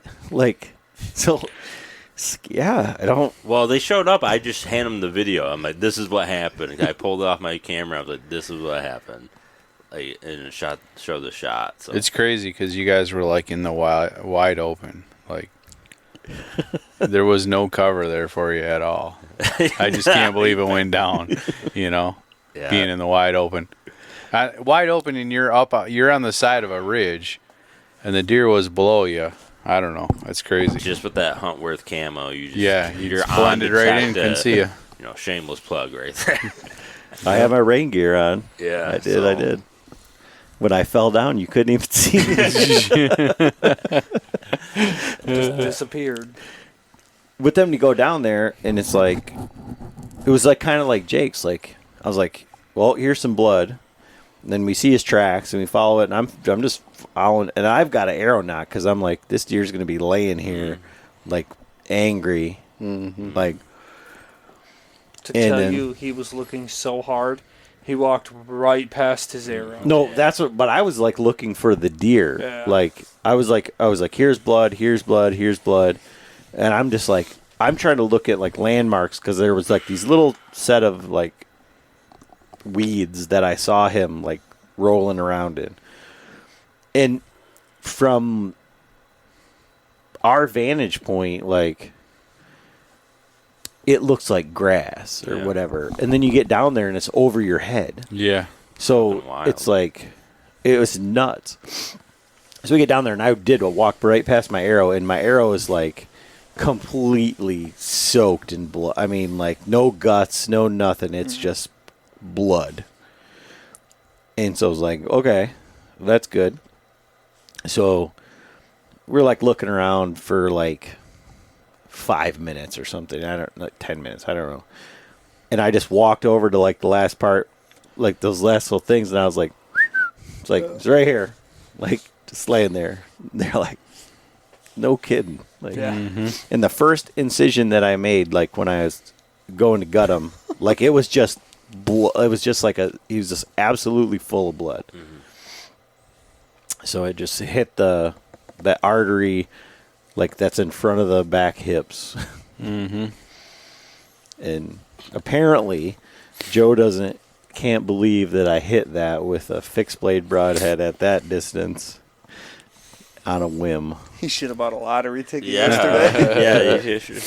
I don't. Like I said, I've seen you put a broadhead right through the pump house, and that thing runs 150 yards. Yeah. Right through their heart, and Well, that's a Texas heart shot, right? Well, I mean, it hits the same artery, but it's a different angle. The Texas heart shot is when they're facing away from you. Yeah. You shove it up the that's what I thought he did two. when he said he shot it in the ass. It's the number 2 hole is the one that that does that. Yeah, so we're like, excited. We got a deer here in Kansas, and so we're doing our thing, cutting them up, doing this stuff, and then Jake's like, well, you guys don't need me. Like, is it cool if I just go over there and look for my deer? Because it's like we're not that far. It was like the perfect time too, because at some point in time I was going back anyways. But it's like, I mean, I was like, I'll just do it when it's raining. You guys don't have to be there. But yeah, it just kind of worked out that we were. Yeah, you're like, are you cool if I just go over there and search? And so we're like halfway done cutting up my deer, and I get another FaceTime from Jake, and he's like, got him. And I'm like, no freaking way, dude. And he's like, I told you. No, you said I found my arrow. Yeah. Yeah, because we're sitting here, and like that picture, the picture that like Joe took of me, I was in the same spot when Joe come up to me. Like, dude, I was just chilling out, like leaning up against him the whole time. I was like, I gotta wait for somebody. And so I was like, but like, so from where he died, right? Or where we ended up last blood, like I started out back again by the tree, and I just kind of did like a quick glance around, and then where last blood was, I knew, because you sent me a screenshot of the track. So I was like, well, we kind of all went like this way around. I was like, I'm just going to do like a loop back, kind of almost make it like a heart shape around and come back to last blood point. And so I made it to come back around. I'm working my way to like last blood point. Dude, I'm like 40 yards from it. And there's a flag, like a flag. You can see my arrows from a mile away. And like around the corner, around this cedar tree, and there's a flag just sticking right up. Yeah, so if there was a lighted knock, we'd have just seen it as soon as we walked up. Wouldn't even needed to track. Well, sorry, we're not shooting lighted knocks because there ain't a company that makes good ones. So, sorry about your luck. But then, so that was a whole nother thing, because then they found him, and so then it was like, we don't need Joe to take pictures anyways, but we don't need him to take pictures of us cutting up deer. And Joe needs a therapist after this week. I sent Joe the point from where I was, and he was like, he's like, it's not like a far walk at all. No, that fucking sucked. That fucking... I don't know, man, dude. This shit... I've been through, rolling hills and all that shit. This shit sucks out here. Brutal, ain't it? Oh, dude. Nah, yeah, I mean, everything's so slippery and all that. You're going down these huge ridges and stuff. And how many times you bust your ass? I don't think I did bust my ass once. I had to stop like 17 times. Dude, all I know is when I thought like a bear was coming through the woods when I'm sitting, because I'm just sitting here pissing around on my phone, like I was talking, like FaceTime my dad and like my wife, and I'm just hanging out, and all you hear is Joe breathing heavily, like coming through this, like busting through this, and he is. I mean, it's not cold out here by like any means, right? It's 60, By that point in time, it was like 62 degrees or whatever. Dude, Joe is just sweating profusely. Like, all you can see is just droplets. Like, he just walked through a rainstorm, but it's not from rain. It's because you're sweating your ass off. Well, what was funny about the whole thing, so we get Jake's deer, and so he finds them. Well, then we go back. Eric and I still got to get my deer out of there. Then finish cutting it up and get it out. Then we have to get it back to the truck.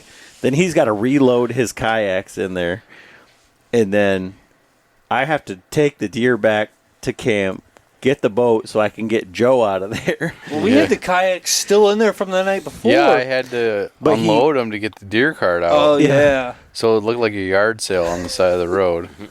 So then I had to go back here. Well, in the meantime, I sent my wife a picture of the deer that I killed, and she's like, awesome.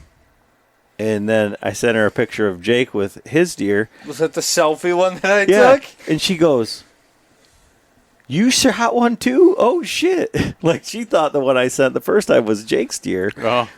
And so she's like, no way. So it's like, and one of the things too is like, I have to give like a lot of credit to like my wife, or like a lot of props, because I shot that deer, and then Jake, we recovered his deer, and you know, most guys I feel like are like, you know, the narrative is usually like, oh, you got your deer, now you can come home, right? Like my wife, the next text was, you guys got a lot of work to do with those deer. Like, it wasn't like, now you can come home. Like, It was like, you guys got a lot of work to do. So I was like, yeah, she gets it. She knows. So then me and Jake are on scouting duty. We had to go to Walmart. We had to go do a bunch of stuff. But then now it's the Eric and Joe show. Yeah. The Eric and Joe show. And Joe's back in a tree now. Yeah, so I don't get no free time. No. So after we got all the deer out, Joe and I went back in to where I seen all the bucks, and moved another tree, and once you know it, that one was all cut out also.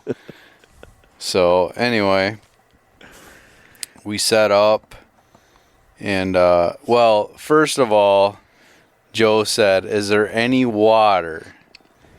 Do I need my boots? And I was like, no, you should be good. We're just going to skirt the edge of this drainage, you know, and then basically pop right up into this tree. Well, it was a slippery, slimy, clay base. Like, Joe fell in the water. Lost my shoe. Lost his shoe on the way out. Like, I was holding. We had to hold hands, you know. He liked it more than I did. But we got in there, and we seen 3 doe, right? We seen 3 doe that night. Right at last light, we seen 3 doe. We had to decoy out. They seen the decoy.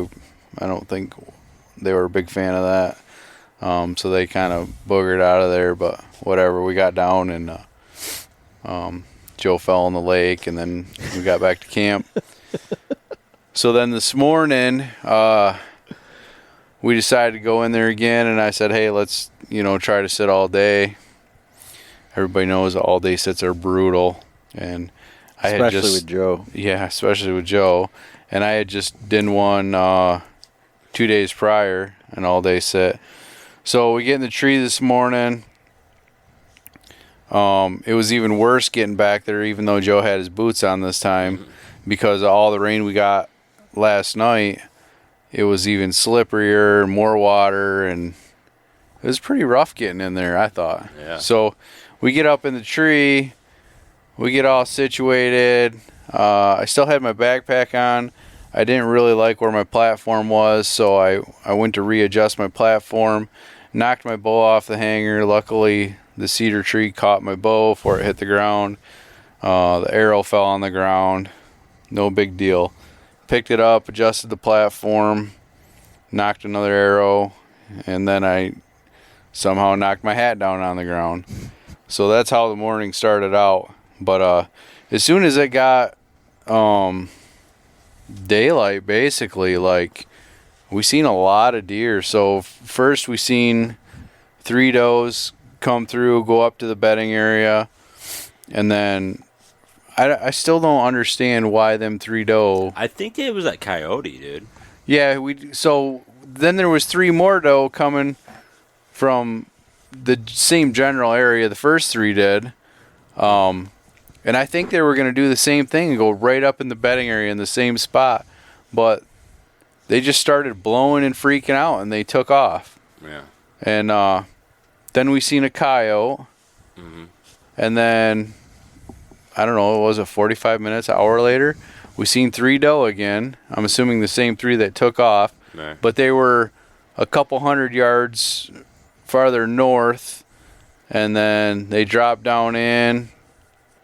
And, of course, they worked by us, but they ended up getting our wind. And but they still went by, though. They didn't blow or nothing. They didn't blow. They just kind of took off. Yeah, they didn't like it, but so, whatever. So now we're 6 deer. And then it wasn't too long after that, maybe a half hour or something. I seen another doe fawn. I thought it was a doe, but it came working by us all alone, and it bedded down for like 15 minutes, and it was rubbing on a tree for like 15 minutes. Oh yeah, it was going to And town. I didn't see any buttons on it. Maybe it was a button buck, but I didn't see them. Did you ever see any on it? I didn't see none. So, and then that one went up into the bedding area.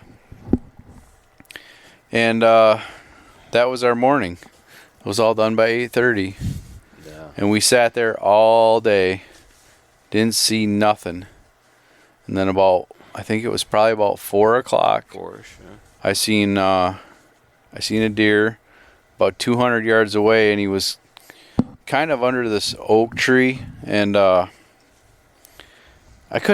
we couldn't tell if he was bedded or what, but it was a really nice buck. And we watched him for 10-15 minutes. He kind of milled around a little bit, and then I thought he walked off like straight away from us because he just disappeared. And I kept checking back, over the course of the rest of the night, and I didn't see him move over there again. Well, then it was maybe 5 minutes after I last seen that buck, Joe says, "Buck behind us." So there was a buck behind us about 50 yards, another really nice buck. And I don't really understand what that buck was doing, because it didn't really make sense the way he was moving and working or whatever. But we seen him, and then he turned and went away from us. And we didn't try grunting or anything, just because he was just off our wind when he turned. Maybe he got our wind, and that's why he turned. I don't know. It was close. But he didn't like take off running or nothing either. Just kind of milled you on. Yeah. So anyway, that was shortly after we seen the buck, and then nothing until probably right around sunset. I don't know, 10 after 5 or something. I think it's that same button buck or doe fawn we seen go up into the bedding, popped out 30 yards from us. And it's kind of like a small land bridge right there, or pinch. And as soon as that doe fawn got down in there in the open, that buck that we had seen earlier must have been bedded up there, because he started coming right down to it.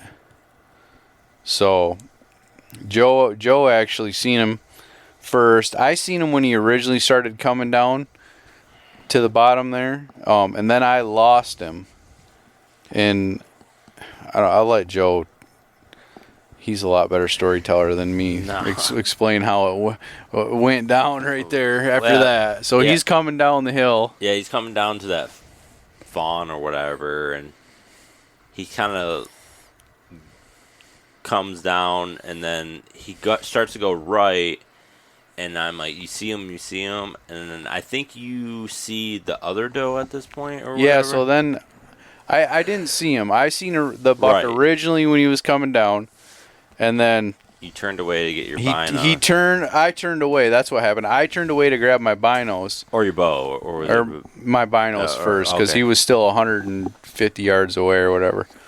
So I turned to grab my binos and turned back, and I could not see him for anything. I pulled my binos up, and there's a doe up there also. So he was up there with a doe. Probably locked down with that doe. Yeah. He was probably up there most of the day. So go ahead. So you can't see him, and I can see him. So I'm going and I can't remember if I think you grunt at him at that point. I did, because I'm like, screw it. We got like a half an hour left. Like, I either grunt or he's gone. Why not at this point? We got one more day left to hunt. Right. Like, at this point, there's nothing to lose, I feel. At this point, yeah. So I just grabbed my grunt tube. I hit it like 2 times, not like no big, just 2 small grunts, basically. And yeah, then he went nuts. He like started running around. It was weird, like what he was doing. Like he was like running around and like going up and down and stuff, like almost like looks like he was like playing with something and stuff. But I was like, oh, I think he's super pissed off that you're doing that. Yeah. So like you couldn't see him, so I was basically telling you what he was doing play-by-play for me. I was like, okay, you're gonna grunt. I was like, and then I was like, snort wheeze. So I snort wheezed. And he did not like that. Then he started coming. I was like, okay, he's coming forward. And then he got to a tree and he started rubbing. Yeah, you're like, he's right there. He's right by that tree. And I'm like, I can't freaking see him. You're like, he's raking the tree. And I'm like, I can't see him. I said, he doesn't like that. He's mad right now. I said, snort wheeze. Or I think you said hit the grunt again or something. Yeah, hit the grunt. I grunted a couple more times. Yeah, then he steps out on that land bridge, and then I could see him. Yeah, then it was basically because the land bridge is all like clay and rock, so it's there's no vegetation there, so he sticks out like a sore thumb, basically right there. Yeah, I was hoping you could see him. It's like massive body, and that was probably that tree he was raking was what, maybe 100 yards. It was probably about half the distance, 125 maybe. Yeah, and then so he started crossing that, and then so at that time I'm grabbing my bow and trying to get around, because I know from past experiences he's gonna try to go downwind of us, but I'm trying to get my bow and get ready in case he comes in close enough to draw. All right. And then I don't think I tell you to grunt or anything at that point. I think he was already committed. So yeah, he was coming to check it out. Yeah, so at that point I bet there, and then like we're in a cedar tree, and I'm like not in a cutout. Right. Like, I'm on the backside in between branches, and basically this is where I lose the deer because I can't see him. So he was going downwind, and so he was circling down, and I tried to range. While all this is going on, Joe's trying to video. I'm like, can you range him? And he hands me his rangefinder, and I'm like, no, I got mine because I don't know how to work his. I was trying to get Joe to range it, but Joe couldn't see him. Yeah, I couldn't. So then I get my rangefinder out, and I'm like trying to range, and it was just picking up the cedar branches in the tree, so I wasn't getting nothing. So I guesstimate he was at like 40 yards at that point, and he's working around trying to get downwind of us to our right. So I'm like, I know he's about 40 yards. He's closing a little bit, so I pull back, and I stop him. Of course, he don't stop. He goes like another step, and he's behind the dang cedar branch, and I can't freaking shoot him. So I ended up letting down, and then he circles around more behind us, and he's like directly downwind, and he never boogered from our wind. No. And I don't understand that unless it was just calm at that time, and it could have been just pulling right down. I don't know. But we were shuffling because when he was doing that right thing, he was going on our wind, and right. I was like, I jumped basically down from where I was at. I was like, dude, there's an opening behind where I was. So Joe was on the. It's a cedar tree, and the biggest trunk is probably 6 inches around where we're at, and the smaller trunk I'm hanging on is like 4 inches, and it's split in the middle. So Joe's behind the tree, right, and he was below me when I was hunting, and there was a hole behind him to where that buck was working. So he's like, just shoot him through here, and I just was not super comfortable because basically my cam would have been about hitting Joe in the head when I was, pulling back and aiming and shooting, and I wasn't super comfortable with that. Plus, he wasn't in the wide open anyway. There was this dead tree there with some branches sticking off, and it's starting to get dark now, so I couldn't see those branches real well, and I didn't want to wound him. So it was like the tree you needed to be in, but the worst fucking tree to be in. Yeah. So it's the only tree right there. Yeah. So he gets downwind. He can't catch our wind or our scent or whatever. So then he comes towards the tree, and he's like 10 yards from the tree. I can't see him. Joe can't see him. I can't see but him. He's right there, and then he ends up like circling and J-hooking way out away. Yeah. And I couldn't get a shot at any of that point either. And he ended up taking off. But I mean, it was I would say 130 plus easy buck. So it was pretty bummer, but that's how it goes. Adam and Jake are both got their tags filled. I'm the only one with a tag left. The second night, I had a very solid buck at 35 yards, but I couldn't get a shot because of a branch, and I'm standing in a tree on branches. And then,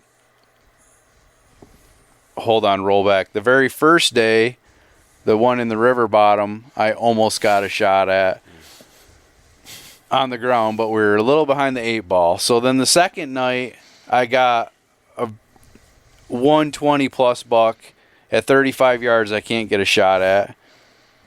Then, what night was that I drew back and my arrow fell off? I think that was Wednesday night. I drew back on a 120 plus buck, and my arrow fell off the string.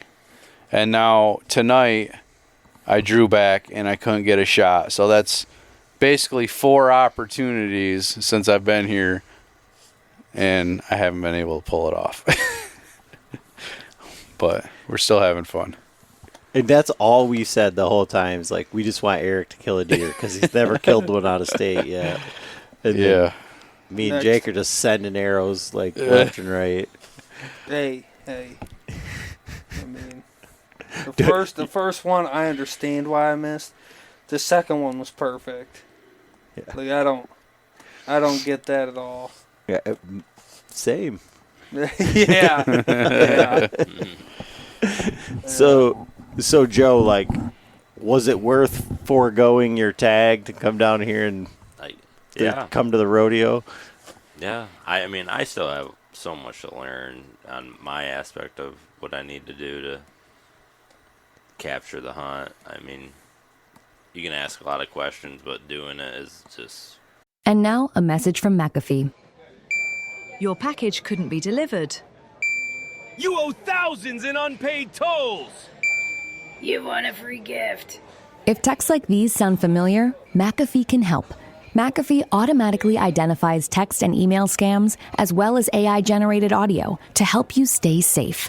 If they're faking it, they're not making it past us. Get award-winning scam detection today. McAfee.com/keepitreal. Well, it's just like anything else. You just got to do it. Yeah, you got to do it. He's hoping next year that you're going to return the favor because somebody draws Iowa next year. Yeah, maybe. You're going to draw Iowa next year? I have 5 points. I have 5 points, and I'm going in with 6, so... Wow. I'll video you. Maybe. I'll double click record. I'll video my feet. Yeah, I'll record the wrong deer. Shit. Yeah. I don't know, man. After this week, But you got to tell them what to do. You got to be like, grunt. No, don't Draw grunt. your bow. Draw your bow. I didn't want to be like. I was like, well, he responded from that grunt, and he couldn't see him. Like, it's like reading body language. Oh yeah, so we're good. I'm just having fun, man. Well, I don't know. But like, so if you want me to just sit there and be quiet, I can. But. Have you been having fun though? Has this been? Yeah. I mean, like I'll tell everybody, I'm a hunter first. I don't give two shits about that camera. If that camera would come in between you and harvesting a deer, and I don't get a shot, or I'm in the way, that's fucked up. That's why I laid down. Make sure you got a shot. I don't care. I'm not gonna stop anybody because I don't have it on film. So I'll make sure I'm a hunter first, not a film. Word, why do you think I ain't got much film? Yeah, we probably don't get much film, but whatever. You ain't getting much from me. I just kill Yeah, him. it comes with time, though. I mean, the more time, the easier it gets, right? Well, you were just ready to, come with me and sit up in a tree and just wait for him to walk by, right? Yeah, that's how everybody does it. It seems so easy, You see a 10-minute YouTube video, you're like, oh, them guys just went out there and just shot it. But they're in the perfect tree and all that. There's, so much. Fuck, man. It was a rodeo in that tree tonight. It was. I don't think I've had a single tree this whole time that I got in there. I was like, oh, yeah, this one works. Right. Should have came with me. How? I couldn't even fit in your tree. You could have just laid on the ground like you did with Adam. I don't think I've been in one scenario where it's just like, all right, just sit here and videotape, but hey, I'm like a pretty small built guy, and that tree that I was in, that was fucking tight. Yeah, so, but I don't know. I had a lot of fun. It's probably, but this is I was talking to Eric, like how when people talks on all these podcasts and all this stuff, oh man, you just get out there and this is how you be aggressive against deer. That doesn't work at home. This does not work in Michigan. You do this 100 times what we did tonight, 100 times a deer, maybe one time it would ever work. 99% of the time that deer's out of there, or I already got a doe. I don't need to fight no one. It's I don't say it's easy. It's not easy. You still gotta, do it. But these people, I think out west, have no concept of what we go through as hunters in Michigan or maybe higher pressure state. Well, you say that, and it's the deer that you wanted me to kill, the one that I missed. Like I said, I spun around. That deer ran off. I grunted one time, scratched the ground. It comes right back. Yeah. And then we're talking to me and Eric, and we're like, dude, if we had all season out here, we all smoke like a fucking 160. I don't think so, though. I wouldn't. Maybe, but if you had all season out here. Think about this though. Jake and I were talking about this. You only had one tag. You don't get two tags like Michigan. But Jake and I were talking about this earlier, and he's like, "Oh, if you lived out here, yada yada yada." But it's what I say all the time. It's when you're at home, things are different, and yes, if you lived out here, you would have different standards, and you would have a different thing. But just to kill a 160 every time, even if you had all year. But you would hunt way differently. You would not be doing the same shit that we're doing to try and do this in 5 days or whatever. You would be oh, I'm only going to do it. And then you'd be oh, I'm going to use trail cameras. I'm going to do this. Oh, I got private land, so I'm going to use feeders. And everything, you'd get into some sort of routine that would be different. We'd have way different standards, but it would not be like the hunting that we're doing, I don't think. could, and you can make it about that. But you wouldn't because you live at home. It would be like That makes no sense. Home is where you make it. Do you hunt the same way that you hunt out of state at home? Until I came here, yeah. Out here, no. Okay. Well, I could tell you that for me, it's way different. Okay. You know, and very, very different. And so I think it's just that like the time, the like where you're saying like that you can be this aggressive, but like just like Eric said, he's like, screw it, we have 30 minutes left. Like what do we have to lose? Like if you're hunting these deer every single day, you're like, oh, I don't want to do that. Like, oh, I'll get them tomorrow, or like, you know, whatever. I don't want to booger it up. Like I don't want them to know that they're here.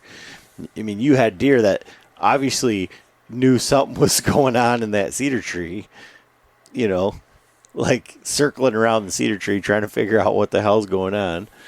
But you wouldn't probably do that at home because you wouldn't want to like booger up your stand site or whatever.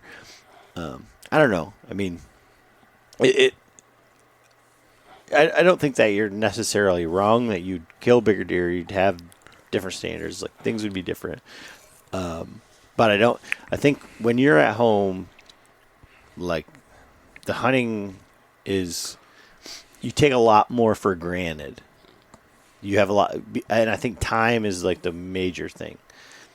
Is you and time and the things pulling on you. When you're at home, you got kids pulling on you, wife pulling. You know, yes, you still have that here, but not as much, right? Like you're still away from all of that. Like you'll have the phone call or the text message, but you don't have the daily things like pulling on you, you know. Or like, I don't know. Oh, well, you're going to go hunting, but like we're going to do this at this time, so like you can be back, right? Like, oh, that's how that works. Okay. Yeah. Oh, I didn't know. Yeah.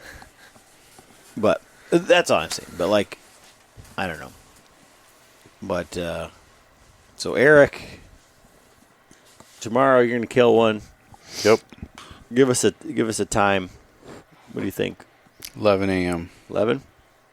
Okay. I'll be sleeping. And you're headed out tomorrow first thing in the morning? First thing in the morning, I'm out of here. Joe said I can't take any more of this. You guys are mean. Yeah, you guys are very mean. Yeah, I already have applications for other media companies. Well, don't use us as fucking references. Do you have like proof of work? Yeah, your portfolio. Don't let them listen to that. Yeah. Well, it's been fun. You know, it's been a good trip. You know, Eric and I have done this quite a bit, and so it's fun to have, you know, other guys and in camp and other stuff. And you know, last year we did it with Brad, but I was talking to Jake today, and it was like, it's kind of like the hunting at home thing. But I was like, Brad was like, we should hunt here. We should hunt here. And we're like, Brad, we're not hunting any of those places. Like we're gonna hunt we here. Did too, yeah. It's like if you want to hunt with us, come on, but this is where we're gonna go. Yeah. Oh, he said it right off the bat. He said Brad would lose his damn mind. Yeah, I don't think he would know what to do out here. Not because of the, like his skills or anything like that, but like he'd be mind blown. Yeah, the amount of not terrain, but like the sign to digest. That's the biggest thing. I had to come into. Dude, there's so much sign, and you're like some of it all looks the same, and you're like, damn, dude, is that like a big deer? That little deer? Then you come into some rubs, and you're like, okay, I know what that one is. Mm-hmm. Yeah. But all right, Joe. So what's your next video assignment? What do you got next for us? I don't know. What's that? I don't know. That's what I'm saying. What do you mean? You're the creative director. So like, what's the next? What's the next video What's the next trip? What's the next thing on your agenda? I don't know. Probably Eric? No, me and Eric talked about this on the way here. Deer drives. Oh, deer drives? Yeah. Yeah. Cool. With Billy. Get Billy out there. Yeah. Michigan deer drives. Yeah, we can put a deer drive together. That'd be fun. Yeah. If we do it with bows, it's funner. Jesus Christ. All right. Well, we got to get up in the morning. Joe's got to drive home. Yeah. And Eric's got to go kill a deer. Jake's got to go pretend that he's hunting so nobody walks in on us where we're going. So a little bit of sorcery, witchcraft, playing games with these guys. So anyways, that's our trip so far. Thanks for listening. Thanks, Joe, for putting up with our bullshit. And, hopefully you can take some of that stuff that you videoed and put it together into something beautiful. So, later.